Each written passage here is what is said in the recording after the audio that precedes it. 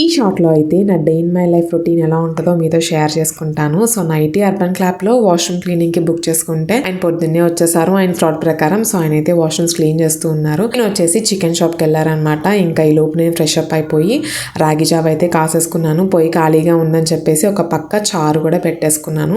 ఇంకా నెక్స్ట్ వచ్చేసి ఇల్లంతా కూడా చక్కగా పైన అయితే శుభ్రం చేసేసుకున్నానండి. ఈయన వచ్చేటప్పుడు పాల ప్యాకెట్ కూడా తెచ్చారు. పొయ్యి మీద పాలు వేసేసి చికెన్ వచ్చేసి చక్కగా ఉప్పు పసుపుతో అయితే శుభ్రంగా కడిగేసుకున్నాను. చికెన్ వచ్చేసి 2 halves కింద స్ప్లిట్ చేశాను. కేజీ చికెన్ కదా, ఒకటైతే ఫ్రై పెట్టాను, ఇంకోటి పులుసు చేశాను. ఇంకా అసలు వర్షాలు కదా, అసలు బట్టలు ఆరట్లేదు. ఈ జీన్స్ బాక్సర్లు అయితే అసలు ఆరట్లేదు. అందుకని అవన్నీ తీసి గోడ మీద ఆరేసాను. కొంచెం గోడ మీద ఆరేస్తే ఏంటంటే కాస్త ఫాస్ట్గా డ్రై అవుతుంది. ప్లస్ అవి కాకుండా హ్యాంగర్స్ కూడా సెట్ చేసుకున్నాను. ఆ రోజు కొంచెం ఎండ వచ్చింది. ఈ చికెన్ పులుసులో కూడా వాటర్ బదులు కొబ్బరి పాలు అయితే వేసుకొని చేసాను. లైట్ స్వీట్నెస్ ఉంటుంది, కానీ కర్రీ మాత్రం చాలా టేస్టీగా వచ్చింది. ఈవినింగ్ ఇడ్లీల కోసం అయితే అలా పులుసుగా దించాను అనమాట. మొత్తానికి మా లంచ్ స్పెషల్స్ వేడిగా రైస్, అలానే చికెన్ పులుసు, పచ్చిమిర్చి, చారు, కోడి ఫ్రై వేసుకొని తినేసాము చక్కగా.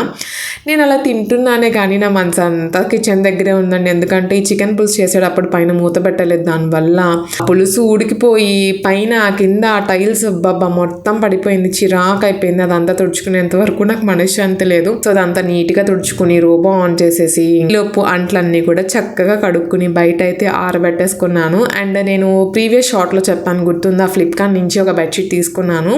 260 రూపీస్ అరౌండ్ పడింది. బాగుందని చెప్పాను. ఆఫ్టర్ 2 months ఇలా పిగిలిపోయింది. దేనికో పట్టినట్టు.